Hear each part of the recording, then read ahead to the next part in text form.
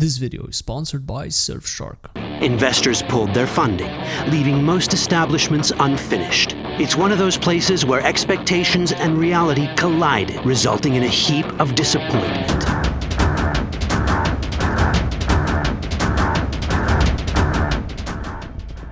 Cyberpunk 2077, probably the most hyped game of all time, and at the same time having one of the most disappointing releases ever recorded in the gaming industry.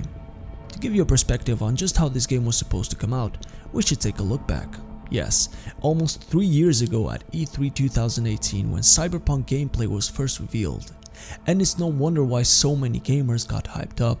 The gameplay looked like it was something out of this world, a branching storyline, missions filled with different dialogue options, actions that affected every part of the game, a city full of life, filled with crowded NPCs. I mean, everything just worked, or at least so we thought.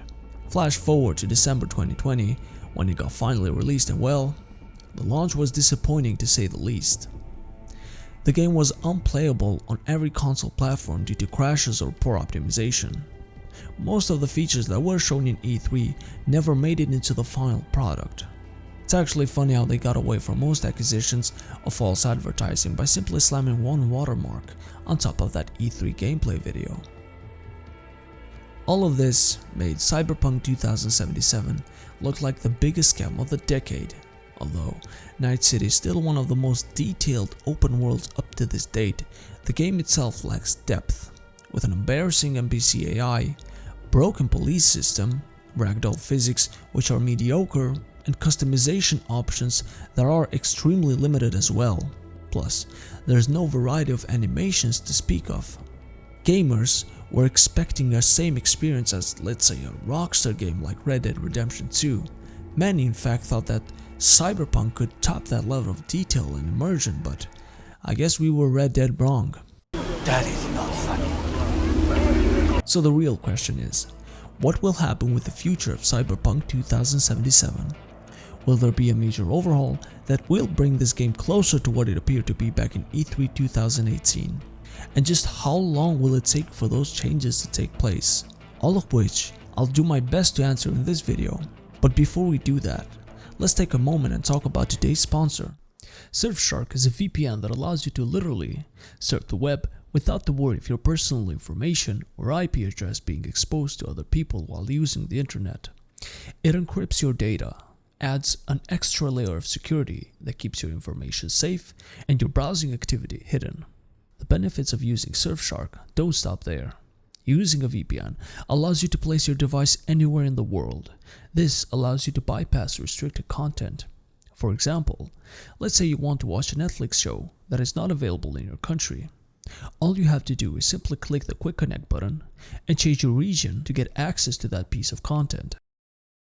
One extremely useful feature that I found when using Surfshark is that it allows you to use unlimited devices on one single account. Use my discount code NikTek to get a massive 83% off, plus extra 3 months for free. Surfshark also offers a 30-day money-back guarantee, so there's absolutely no risk for you to try it out for yourself.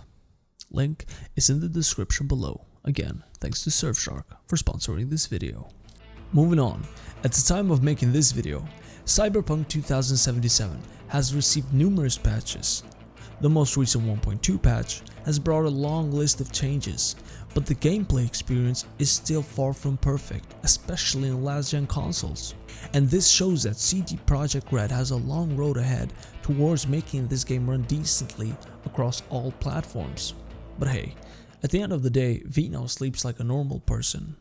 Yes! Yes! Most recently, CD Projekt Red posted a strategy update plan, and there's a lot of information to unfold regarding the future of Cyberpunk. First and foremost, the main goals that the company has right now are to bring the game back to PlayStation Store, improving the experience by optimizing the performance and getting rid of the bugs. The next big thing are the free DLCs, which will hopefully come before the second half of this year. A recent leak was posted from a Reddit user, and these upcoming DLCs were listed early on Epic Games Store.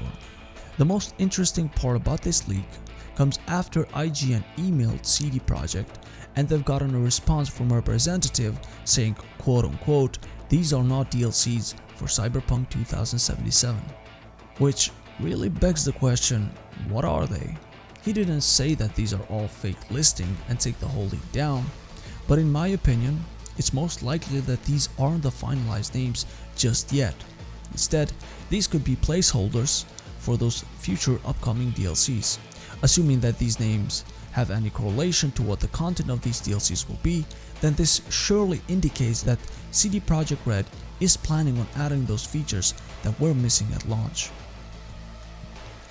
Sadly, we don't have any information regarding the paid expansions just yet, but they will most likely not come until 2022.